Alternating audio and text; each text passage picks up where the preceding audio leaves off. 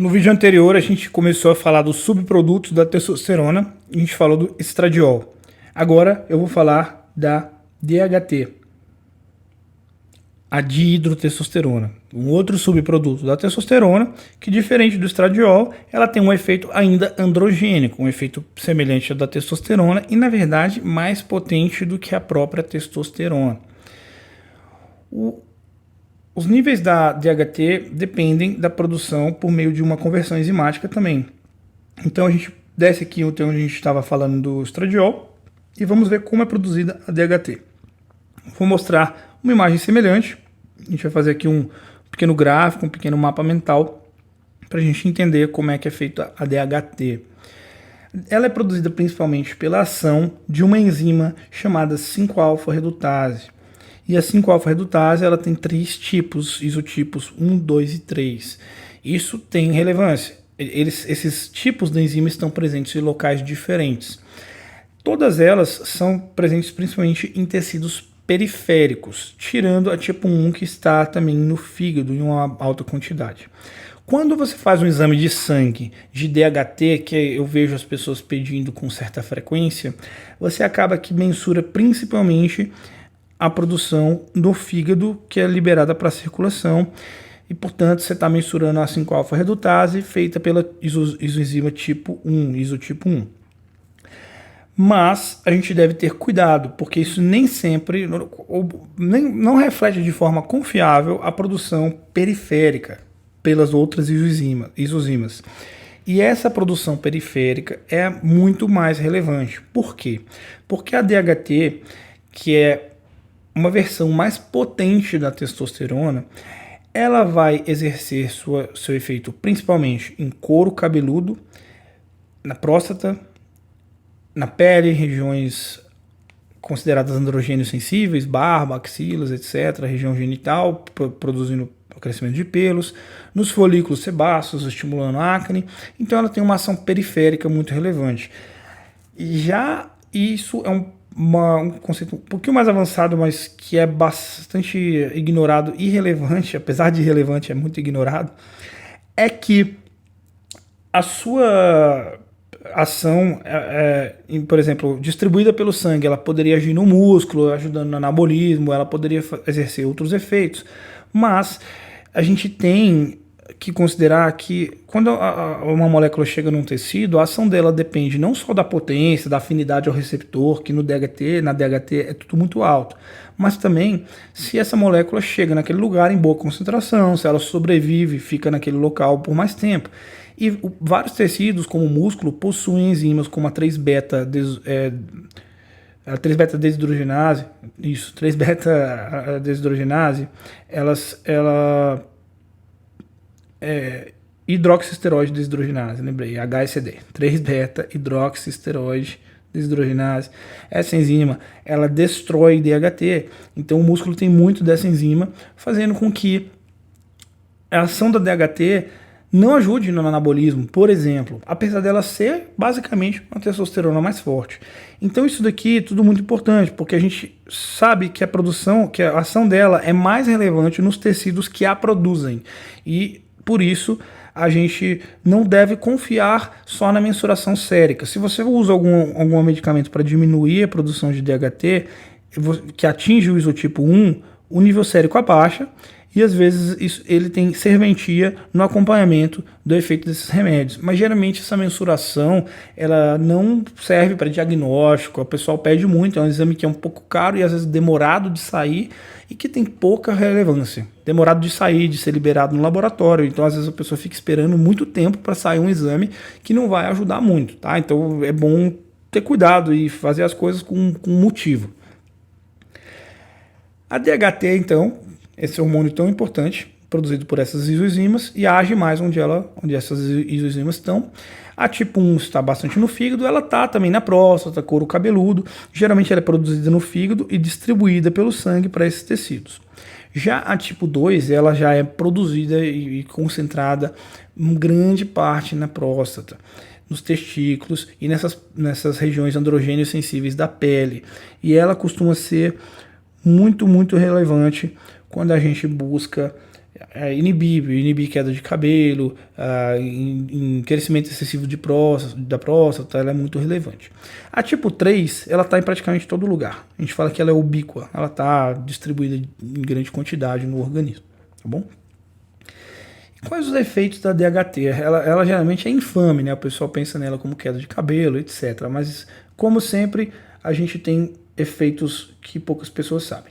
Primeira deles, que a gente já sabe, já mencionou, é a inibição do eixo. Ela é uma testosterona mais forte, se ela também é produzida no sistema nervoso central, aquela que é produzida circulante pelo fígado também atinge o sistema nervoso central, e por isso ela faz parte do circuito, que mais uma vez eu não vou desenhar para não tornar o desenho confuso, mas lembre que ela está aqui nesse circuito, que onde a gente tem a testosterona atuando aqui nos neurônios estimulantes do GNRH e das gonadotropinas, a gente tem testosterona bloqueando quispeptinas, bloqueando talvez o GNRH, bloqueando a ação gonadotrópica, onde a gente tem, e aqui também endorfinas, talvez estimulando elas, levando a um bloqueio também do GNRH por outro mecanismo. Então esse efeito bloqueador que a testosterona tem nesse eixo aqui por vários mecanismos, a DHT também tem, tá bom?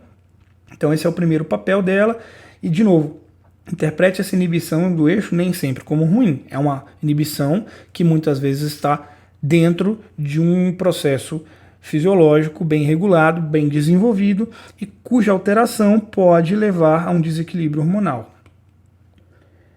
Além disso, ela tem um papel importante e crucial na formação da genitália masculina externa, mas isso intraútero, tá? No processo do desenvolvimento fetal, a DHT vai auxiliar na formação da genitália externa. Pênis, bolsa escrotal vai se desenvolver.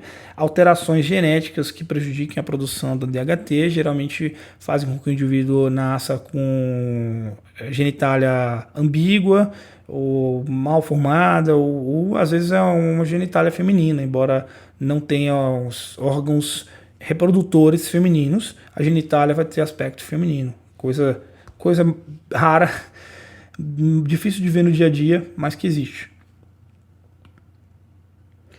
Além disso, ela tem a função do desenvolvimento e manutenção da próstata.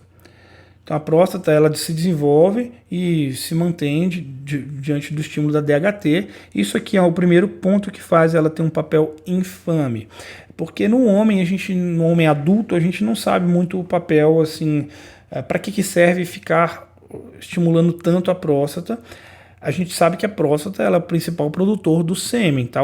Quando a gente ejacula, o que a gente vê 90% é sêmen, é conteúdo de próstata. Lá dentro estão os espermatozoides também, mas é principalmente sêmen, e aquilo nutre os espermatozoides, tem sua função. Mas se você cortar tudo do DHT, pode ser que a DHT, cortar toda ela, pode ser que tenha problemas nisso, mas é normal ter dúvidas assim, se precisa de tanto e se após certa idade, se isso é bom, considerando que a atuação dela contínua e excessiva também leva ao crescimento de próstata. Então, assim, muitas pessoas bloqueiam isso daqui, muitos médicos vão prescrever bloqueadores assim que vem qualquer indício de aumento de próstata, porque a gente tem a impressão de que o aumento de próstata é muito pior do que um bloqueio da DHT no indivíduo adulto. Mas é um hormônio que ainda é pouco compreendido em outros aspectos, tá? E a gente vai ver isso daqui a pouco. Ela também é responsável pelo crescimento de pelos em regiões androgênios sensíveis, né? Então barba, pelos pubianos, é mais a DHT. Quando você tem um indivíduo que não tem barba, que não tem pelos pubianos, você suspeita primeiro de uma baixa testosterona. Mas se a pessoa tiver testosterona boa, pode ser deficiência da 5-alfa-redutase, que é mais raro, mas pode ser que seja. Por exemplo, ali na pele ela não tem, digamos, o isotipo 2. Mas às vezes a pessoa tem o isotipo, tem a enzima, mas ela não funciona tão bem. Tem vários possíveis caminhos que podem levar a uma deficiência de produção de DHT. Às vezes a pessoa tem o isotipo, mas só não tem ali naquela região, né? Então, assim, pode acontecer, não é muito comum e é difícil de avaliar, bastante difícil de você fazer um exame que verifique a presença dessas subenzimas, desses grupos de enzimas no indivíduo. isso são coisas que a gente vê em laboratório, mas no dia a dia não é tão usado e realmente é incomum, tá? Quase sempre vai ser problema de testosterona ou individualidade, realmente algum padrão genético que faz com que a pessoa não tenha pelos em certas regiões. Tem etnias e tal que tem menos pelos em determinadas regiões. E não vamos saber exatamente qual isotipo que está alterado naquela pessoa exatamente, mas se tiver tudo normal no restante do corpo dela e nos exames, isso pode ser considerado normal, tá bom? Eu não registrei aqui, mas o crescimento de pelos em regiões androgênicas sensíveis engloba o couro cabeludo. Só que o couro cabeludo ele é paradoxal. Muitas pessoas vão ter queda de cabelo. Aí vem outro motivo dela ser infame, né? Ela é o hormônio da queda de cabelo. Tem gente que fala da testosterona, tem gente que fala da DHT. As duas estão implicadas na queda de cabelo. Só que é muito importante você entender que essa queda de cabelo causada por esses hormônios, chamada alopecia androgenética, ela é principalmente uma alteração genética que faz com que o corpo da pessoa, o couro cabeludo da pessoa, responda de uma forma diferente a esses hormônios. Então o problema não está aqui. O problema está na resposta do couro cabeludo da pessoa. O problema está aqui. Esse é um tema complexo, mas só para você também ficar ciente, eu sei que muita gente tem essa dúvida. Como o couro cabeludo responde a esses hormônios, não é só uma questão de liga ou desliga, ou de sim ou não. Tipo assim, eu tenho alteração, então o meu cabelo vai cair com testosterona. Não é isso. Existem graus de sensibilidade, geralmente também nos graus intermediários. Às vezes é necessário uma outra alteração, alguma alteração inflamatória, alguma coisa para que isso seja desencadeado. Pode acontecer até com a idade, que a pessoa acumule determinadas mutações, acumule subprodutos de inflamação, subprodutos de agentes agressores, e somado à genética começa a cair o cabelo. Mas são graus de sensibilidade, então às vezes uma pessoa, por exemplo, ali com uma testosterona de 500 não vai ter queda de cabelo, e quando aumenta a testosterona para 700 pode começar a ter. A DHT é a mesma coisa, quando você aumenta a testosterona você pode já aumentar a DHT porque ela é um subproduto, então às vezes você aumenta a testosterona, isso faz com que a DHT também, a produção dela no couro cabeludo aumente. E aí a pessoa começa a ter queda de cabelo. Então assim, às vezes a pessoa fala, eu sempre tive testosterona 500, 600 e nunca tive queda de cabelo. Será que eu tenho propensão a ter a queda ou não? Às vezes tem, só que é uma sensibilidade baixa, e se você, sei lá, resolver fazer uso de algum hormônio e sua testosterona subir, for parar lá no, sei lá, vamos dizer que ela vai parar lá no 800, às vezes você começa a ter queda de cabelo, tá? Outra coisa relacionada do que eu falei antes, às vezes a pessoa tem problema de testosterona baixa, e aí ela tem indicação de reposição, tem sintomas e tudo mais, e ela fica com medo, fala, se eu usar testosterona, se eu estimular, fizer aumentar a testosterona, meu cabelo vai cair. E aí assim, se ela já teve testosterona boa antes, alta, e nunca teve queda de cabelo, não é garantia, mas deixa a gente um pouco mais tranquilo de que ela talvez não tenha sensibilidade, alteração genética que faça isso acontecer. De novo, não dá para garantir, mas é um sinal positivo. Agora, se ela sempre teve a testosterona baixa, a gente não sabe, né? A pessoa nunca teve uma testosterona mais alta, se ela tiver essa sensibilidade, ela pode ter queda de cabelo, sim. Então é um tema complexo, mas eu queria que você tivesse bem claro na sua mente que a testosterona e a DHT não são vilões, tá? Mas quando a gente tem uma alteração genética, eles podem sim induzir a queda de cabelo. A acne, mesma coisa, não é um tema que eu botei aqui na lista, mas a acne está sim implicada a DHT e a testosterona estão implicadas na acne. A isozima tipo 1 e tipo 3 são bastante presentes no tecido, na pele não androgênica, então no tecido cutâneo não androgênio sensível, e a tipo 2 também está bastante presente no androgênio sensível, e isso não quer dizer só pelo, tá? Isso quer dizer glândula sebácea também. Então a gente tem a acne é uma inflamação e supercrescimento bacteriano, às vezes também de folículos sebáceos, e isso pode ocorrer por estímulo feito pela testosterona e pela DHT. Tem pessoas que têm alterações que, por exemplo, produzem mais DHT dentro dos folículos, tem pessoas que têm outros tipos de sensibilidade. Algum tipo de predisposição também tem a ver com esse processo de acne, tá? Mas geralmente só da gente ter uma superprodução de DHT dentro desses folículos, ou ter um aumento expressivo de testosterona, a gente já vê um aumento de oleosidade da pele. É claro, assim, por exemplo, tem medicamentos que destroem os folículos, tem um monte de coisas que podem ter mudado a história daquela pessoa, de forma que mesmo com esses hormônios elevados e com a predisposição, ela não tenha tanta acne. Mas o mecanismo da acne tem sim o envolvimento desses hormônios.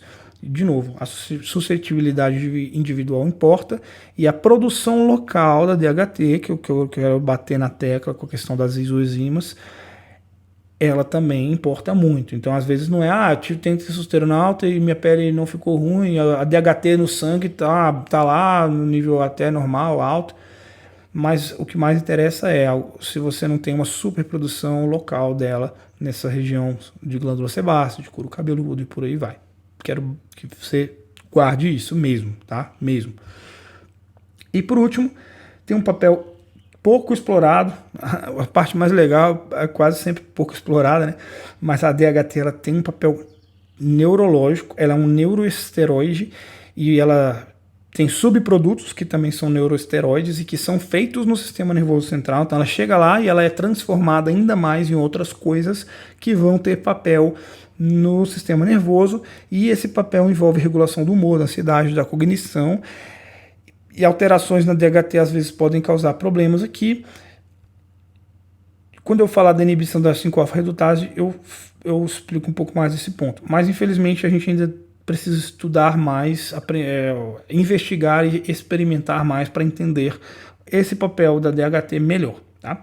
Como é que a gente inibe ela em casos de hipersensibilidade, né, do couro cabeludo, das glândulas sebáceas, de próstata que começa a mostrar sinais de aumento? A gente inibe a enzima, tá? Essa é a forma mais direta mesmo. Não existe um modulador seletivo do receptor aqui que possa ser usado tranquilamente assim no dia a dia em homens. Então a gente inibe a 5-alfa-redutase. E a gente tem dois principais inibidores, a finasterida e a dutasterida. A finasterida ela é um inibidor principalmente das isoenzimas 2 e 3, enquanto a dutasterida inibe todas, e com mais potência. Então a dutasterida ela é mais potente que a finasterida, ela é mais moderna, mais potente, mas muitas vezes a finasterida já basta. Tá? E aí o que eu queria dizer é o seguinte, se você já ouviu falar desses remédios, você já sabe como eles são um pouco polêmicos. Muita gente relata ter tido queda de libido, ansiedade, etc., com o uso de finasterida, principalmente, que foi mais usada, é mais antiga, foi muito usada aí, e ainda é muito usada. Então a gente fica assim, com uma pulga atrás da orelha sobre o uso desses inibidores.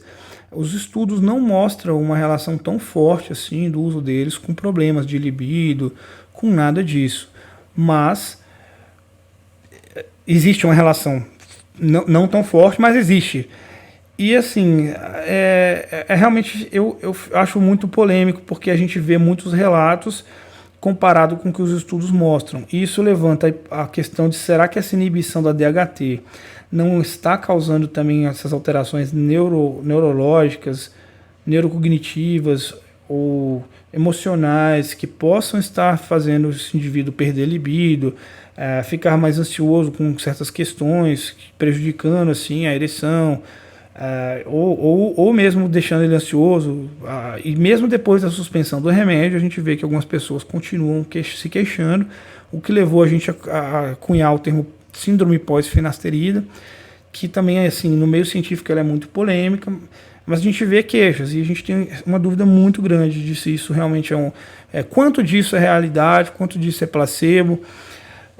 Eu pessoalmente, apesar assim, realmente, cuidado, isso ainda é algo de investigação, mas pessoalmente, da minha experiência, e pelo que eu vejo dos mecanismos, né, e que a gente conhece por enquanto, me parece fazer sentido que esses inibidores da 5-alfa-redutase causem sim algum problema de libido, de ereção, de ansiedade, mais do que é relatado nos estudos, tá?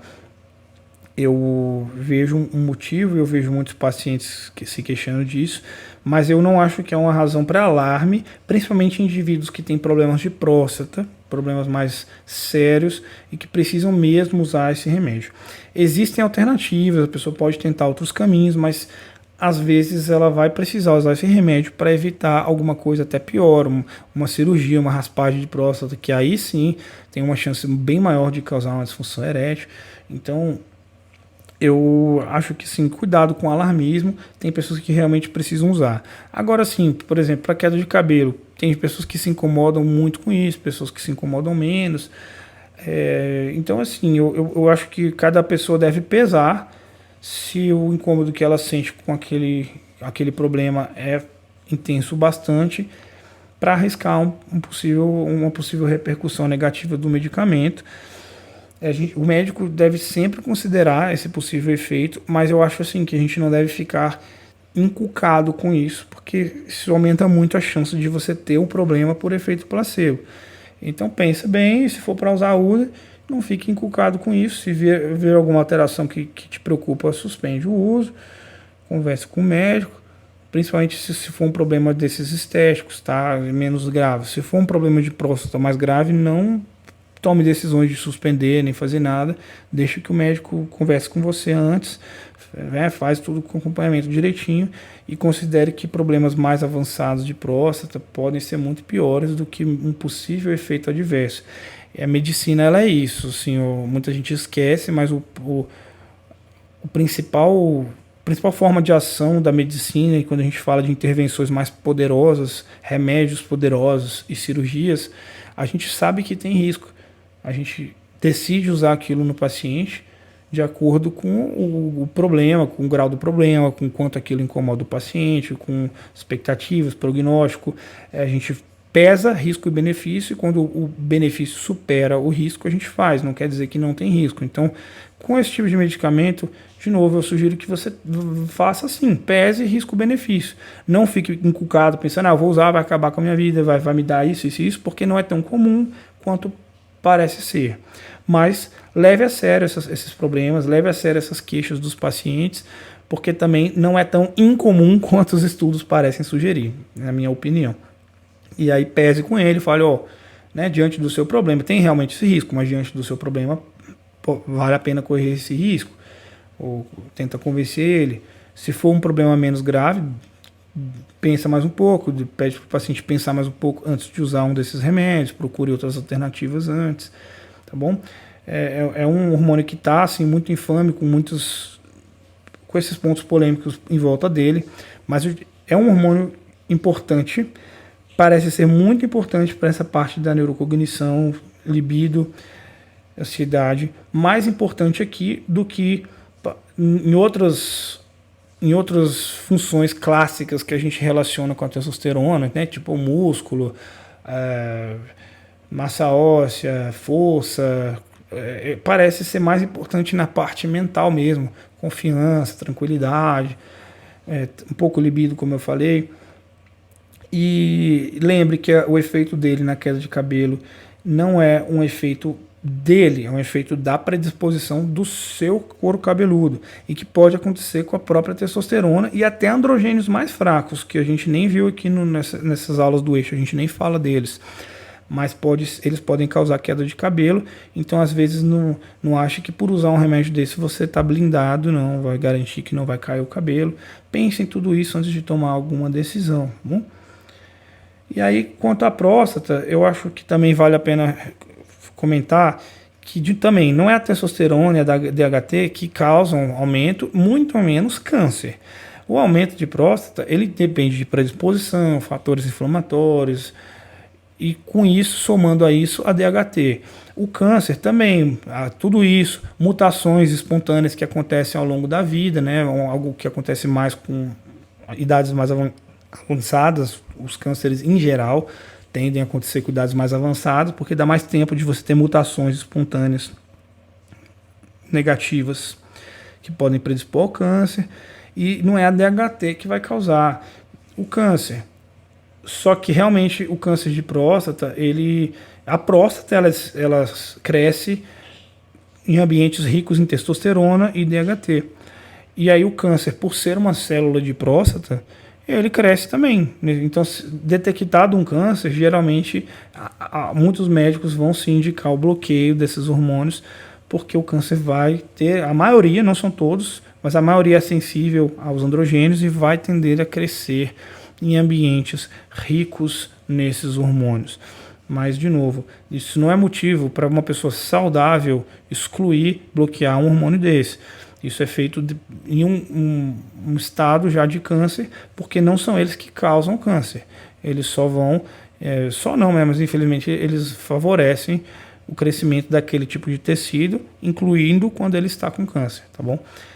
Temos que ter cuidado nesses raciocínios, não bloquear um hormônio por alarmismo, porque uma pessoa saudável tem tudo isso daqui sendo produzido de uma forma regulada, todos esses subprodutos são produzidos de uma forma regulada pelo eixo hormonal que a gente passou tanto tempo vendo, e eles, por sua vez, ajudam a manter esse eixo regulado, além de exercerem todas aquelas funções que a gente já viu. Então, assim, é aquela famosa frase, não mexe no que está dando certo, não mexe no time que está ganhando. Acompanhe, claro, com racionalidade, tendo em mente que o papel dos exames, às vezes, não é aquele que a gente acredita ser. Saiba bem para que serve cada exame, acompanhe, cuide direitinho, mas não tenha alarmismo e não saia fazendo uma intervenção sem ter um bom motivo. Eu espero que você tenha gostado desse vídeo, que essa análise dos fatores, dos subprodutos da testosterona tenha trazido mais do que curiosidade, utilidade. São dois subprodutos bastante úteis, vistos no nosso dia a dia, e por isso que eu escolhi falar deles dois. Existem outros subprodutos, claro, tudo que eu mostrei no eixo, para cada coisa que eu mostrei, tem 3 que eu não mostrei, mas a gente escolhe mostrar aquilo que tem mais relevância e que vai ajudar você a entender melhor o funcionamento do organismo. Essa imagem desse jeito aqui fui eu que desenhei, mas imagens semelhantes você vai encontrar na internet, em livros de endocrinologia, e assim, destinados, né, ao estudo de médicos, ao estudo de endocrinologistas. Portanto, sabe que é um assunto profundo o bastante para dar um bom grau de conhecimento, mas busque fontes mais específicas, mais aprofundadas, fontes em outros formatos, escrita, embora eu bote referências aqui no vídeo também, com mais referências ainda. Busque ver esse tema mais vezes de outras formas, não fique preso só à minha demonstração, mas saiba que tudo que a gente viu está condizente com a literatura moderna, falei um pouco da minha experiência, cuidado a interpretar cada fala, né, mas eu deixei claro o que é a minha experiência aqui, o que é literatura, e está tudo condizente com o que eu vejo no dia a dia e com a literatura moderna. Então eu espero que você tenha gostado. A gente viu bastante coisa, né, nesses 3 painéis que eu estou passando aqui, do eixo hormonal, mostrando onde que cada ponto ocorre, cada processo ocorre. Olhamos os neurônios reguladores da secreção de gonadotropinas com mais calma. Olhamos as células do testículo, células de Sertoli, células de Leydig, como eles atuam na espermatogênese e na produção de testosterona. Falamos da testosterona exógena e como ela vai influenciar todo esse processo, e falamos do subproduto da testosterona. E com isso a gente já viu o que eu considero ser o eixo hormonal, ou pelo menos uma visão geral que uma pessoa precisa ter pela primeira vez desse eixo. Mais uma vez, então, espero que você tenha gostado. Obrigado por me acompanhar. Continue acompanhando. Vamos ter mais vídeos. Se não nessa série aqui, talvez nessa série daqui também, mas se não nela, vamos ter mais vídeos sobre outros temas, em outras séries, em outras playlists. Então acompanhe o canal, se inscreva no canal, me mande comentários sobre assuntos que você quer ver, dúvidas, porque dessa forma eu direciono o meu conteúdo, eu vou conciliar meus interesses, minha prática diária com as suas necessidades, para tentar atender o máximo de pessoas e o melhor possível. Muito obrigado e um abraço.